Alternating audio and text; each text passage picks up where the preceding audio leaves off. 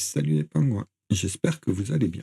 Aujourd'hui, on va s'attaquer à un pilier de la sécurité web moderne, Let's Encrypt. Vous avez un site web, vous avez forcément entendu parler de Certbot et de ses certificats SSL TLS gratuits. Dans cette vidéo, on va faire un peu d'historique, on va voir le fonctionnement et les différentes phases pour avoir un certificat valide, et comme d'habitude, on va passer à la pratique.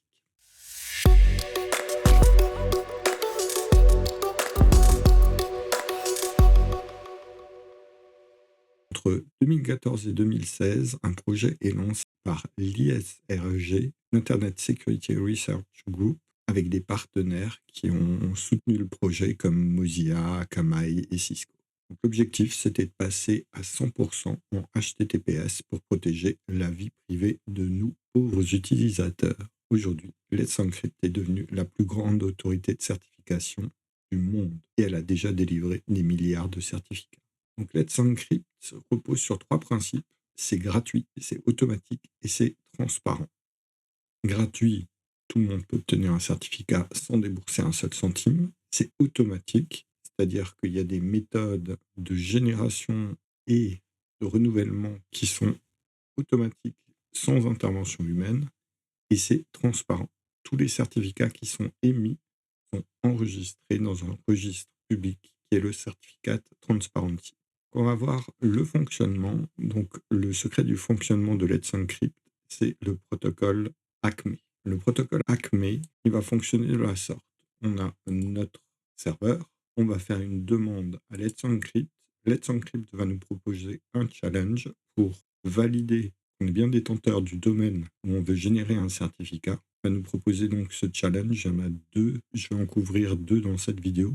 Le challenge HTTP et le challenge DNS. Donc, le challenge HTTP, Let's Encrypt va vérifier qui demande le certificat. Donc, ça va être mon serveur qui est ici. En demandant le certificat, Let's Encrypt voit l'adresse IP publique et va requêter le domaine du certificat qu'on veut faire et va aller vérifier que ce domaine renvoie bien sur cette IP publique. En aparté, comme le setup va être relativement long, si vous avez déjà votre domaine et si vous avez déjà votre serveur avec une IP public, vous pouvez directement passer au timecode de la configuration de Let's Encrypt.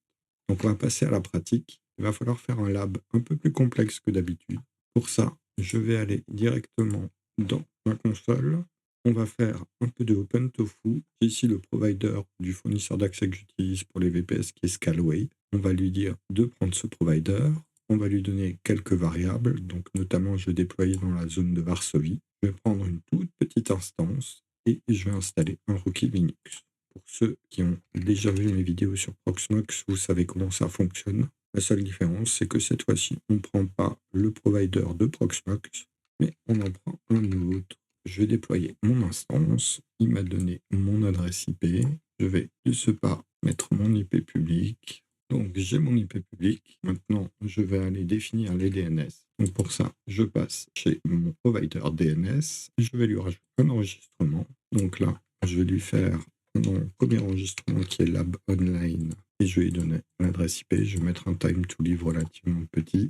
Ensuite, on va créer un autre DNS qui sera lab-plugin. Je ne l'ai pas précisé, mais pour faire ça, il faut obligatoirement que vous ayez un nom de domaine chez un des providers. Donc, on va aller vérifier que notre machine est bien en ligne. Tout à fait, j'arrive à la pinguer. Je vais me connecter directement en route sur la machine. Mes clés sont automatiquement insérées dans le VPS parce que c'est la config que j'ai au niveau de Scalway. On voit que j'ai mon instance qui tourne avec son adresse IP. Comme c'est une petite machine, on va rajouter un peu de swap et rebooter la machine. On va attendre qu'elle repop. On est connecté à notre machine. On va donc faire DNF install de Nginx et de NetTools. C'est fait. Maintenant qu'on a installé Nginx et NetTools, on va faire une installation de l'EPEL Elise qui contient le paquet qu'on cherche qui est certbot. Un DNF install certbot. Les paquets à installer. On accepte la clé GPG pour les paquets signés. On va maintenant faire un service Nginx start. Avec NetTools, on va regarder si le port est bien en écoute. On voit bien le port 80 de Nginx qui est en écoute. On va se rendre dans le répertoire de Nginx Conf et on va faire notre premier vhost. Un vhost tout simple. Donc si vous voulez plus d'informations sur Nginx, vous pouvez regarder la série dédiée. Je vous mets la fiche en description. On va faire un service Nginx Restart. On n'a pas eu de souci, on vérifie que notre port est toujours en écoute et on va se rendre en HTTP directement sur le site qu'on vient de déployer. Quand on tombe sur notre page de serveur de test, on va aller modifier ça. Les pages par défaut sont dans User Share Nginx HTML Index. On va supprimer tout ce qu'il y a dedans et on va afficher Let's Encrypt. On rafraîchit pour voir qu'on est bien au bon endroit. Tout s'est bien passé. Donc maintenant, pour avoir notre certificat, il va falloir faire une zone d'échange pour que Let's Encrypt puisse poser son challenge. Donc pour ça, on va rajouter un location. Donc le location, Let's Encrypt va aller poser un challenge là-dedans et on va aller faire un service Nginx Restart pour accepter. On passe à la partie des certificats. Vous avez maintenant une commande qui est certboot, où vous avez pas mal de paramètres. On a notamment la partie de l'account. Donc, on va aller faire un certboot register agree terms of service et on va donner le mail. On accepte d'être informé par Electronic Foundation. On peut faire maintenant un certboot show account. On voit que notre account a été save sur ce serveur-là et on va générer notre premier certificat à la main. Donc pour ça, on va utiliser certboot, on va lui dire cert only, on ne veut que le certificat, on va lui donner le webroot, donc là où il doit déposer les fichiers, donc ce sera dans var lib let's encrypt et on va lui donner le domaine pour lequel on veut un certificat, linux.fr. Et on va rajouter l'option dry run. Pourquoi l'option dry run? En fait, si vous harcelez Let's Encrypt avec des demandes de certificats qui fail, au bout d'un moment, il va vous bannir. Donc, le bannissement durera a priori pas trop longtemps. Vous pouvez essayer dans l'heure qui suit. Mais pour tester votre configuration, utilisez toujours le dry run. Donc là, il va faire son challenge. Donc il va aller vérifier mon VPS fait la demande à Let's Encrypt. Let's Encrypt regarde quel IP a fait la demande pour quel domaine. Donc ensuite, il interroge le DNS, il voit que c'est la même IP qui fait la demande pour ce domaine, et à partir de là, le challenge est réussi. Donc je vais enlever la partie dry run. Là, on va faire la vraie génération du certificat, en tout cas la demande, et on se retrouve avec deux fichiers. Un full chain qui est le certificat et le brief key qui est la clé. Vous voyez aussi que le certificat expirera dans 90 jours. Maintenant qu'on est en possession de ce certificat, on va aller modifier notre fichier de configuration.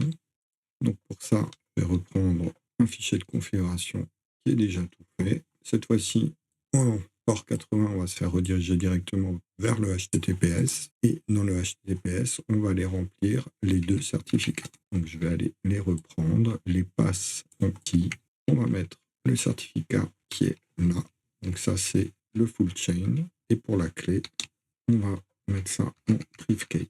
Donc là, on a fourni le certificat et la clé. On peut faire un service Nginx Restart. On va rafraîchir notre page. Donc pour l'instant, on est en HTTP. Si je rafraîchis, vous voyez que mon cadenas est directement passé en HTTPS. On voit le certificat qui a été validé par Let's Encrypt. Et on peut tout de suite aller voir le certificat. On voit que le common name, c'est celui-là. Le SAN, c'est le même. On a été signé par le certificat intermédiaire E8 et on retrouve le certificat qu'on avait vu dans la vidéo d'introduction de cette série. Comme vous voyez, c'est des opérations qui sont relativement longues. Je vais vous montrer un autre moyen, un petit peu plus simple, et qui va pouvoir s'adapter directement au serveur que vous utilisez. Certboot a des modules qui prennent en compte les différents serveurs web. Donc là, j'ai installé le Certboot pour Nginx. On va refaire la même méthode. On va cette fois-ci utiliser le deuxième domaine qu'on avait créé, qui est l'app-plugin online linux.fr.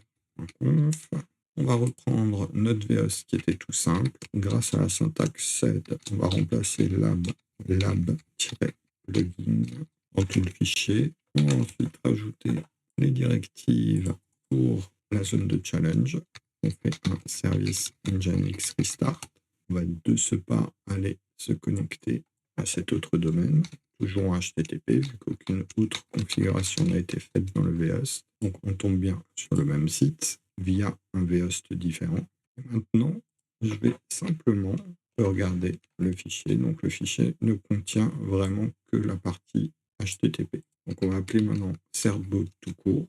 Il détecte qu'on a Nginx et il voit dans le fichier de config Nginx les deux domaines qu'on a pour l'instant sélectionnés. Je vais prendre le numéro 2, le lab plugin, et vous voyez que automatiquement, sans lancer d'autres lignes de commande, il va non seulement générer mon certificat, mais en plus, il va rajouter tous les paramètres qu'il lui faut. Et vérifier le fichier. Vous voyez que la première partie est toujours la même, et il nous a rajouté ici la partie SSL, ainsi que la redirection pour le port 80. Maintenant, j'ai juste à rafraîchir et vous voyez qu'on est passé en HTTPS. Donc ici, avec le certificat, on voit tout de suite que notre certificat a été délivré toujours par le même certificat intermédiaire et notre certificat est bien valide. Donc on a fait le tour de toute la partie génération de certificats. Vous pouvez maintenant lister les certificats avec Certboot Certificate. Vous voyez qu'on en a deux, le lab-plugin et le lab online clinic. Donc vous avez aussi la possibilité de les révoquer. Donc si vous faites un certboot revoke, il va vous demander le nom du certificat, qui fait que le certificat sera vu comme invalide. Outre la partie revoke, vous pouvez aussi faire un certificat delete où il va vous demander quel certificat vous allez vouloir supprimer. Faites bonne attention, en cas de suppression, votre config Nginx ne sera plus bonne. La partie automatique dont je vous parlais au début, c'est que maintenant, votre certificat il est valide pour 90 jours. Mais tous les certificats que vous avez générés, vous allez pouvoir les renouveler avec simplement la commande certboot renew que vous pouvez mettre dans une tâche en cron, ce qui vous permettra de renouveler automatiquement vos certificats. Vous aurez la possibilité de les renouveler seulement 28 jours avant l'expiration. Vous pouvez tout à fait mettre ça dans une tâche cron, comme je l'ai dit. J'ai une vidéo qui la détaille, je vous mets la fiche en signé et en description. On va faire le deuxième type de challenge, cette fois-ci le challenge DNS. Le challenge DNS se comporte un peu différemment. Donc déjà, c'est une méthode manuelle. Ça veut dire que vous n'allez pas le retrouver dans la liste de certificats que Certboot vous a installé. On va faire un challenge pour online.linux.fr. Et cette fois-ci, à la place d'aller vérifier l'IP publique émettrice de la demande de certificat, on va aller directement inscrire ce pointeur texte dans notre DNS. On va rajouter un enregistrement de type texte. Sa clé, ce sera celle-là. Et on va récupérer la valeur qu'il attend et l'enregistrer. On laisse passer une petite minute le temps que le provider mette à jour son enregistrement. Donc là, je fais toujours la demande à partir de mon VPS, sauf qu'il ne va pas vérifier entre l'adresse IP demandeuse et le DNS, mais il va directement lire la valeur qu'il attend dans le DNS que je viens d'inscrire. Donc on va appuyer sur Continue et on voit que notre certificat a été émis. Il a bien fait son challenge contre le DNS de mon provider. Vous allez me dire pourquoi se compliquer la vie avec ce challenge en DNS. Eh bien, ce challenge en DNS, il a une grande force, c'est qu'il va pouvoir nous permettre de faire des certificats wildcard où on lui donne cette fois-ci une étoile qui fait que le certificat matchera tous les sous-domaines de online.linux.fr. Ce sera vachement plus facile pour pouvoir faire des serveurs web, c'est-à-dire que plusieurs de vos vhosts utiliseront le même certificat et seront vus comme valides. Donc on refait la même manipulation. Il attend de nous une deuxième valeur. Donc on va aller prendre notre pointeur texte, on va aller modifier sa clé, on va lui laisser une petite minute le temps qu'il se mette à jour et on va appuyer sur Continue. Donc là, il nous a généré un deuxième certificat.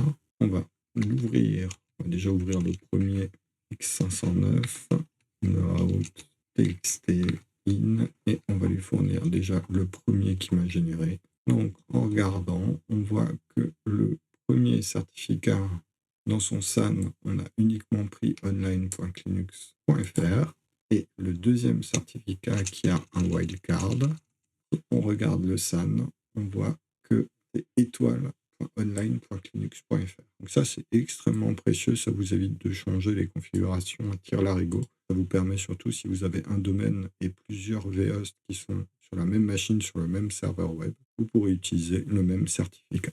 Ça a aussi un deuxième avantage, l'enregistrement en DNS, c'est que cet enregistrement DNS, on peut tout à fait vous montrer la configuration.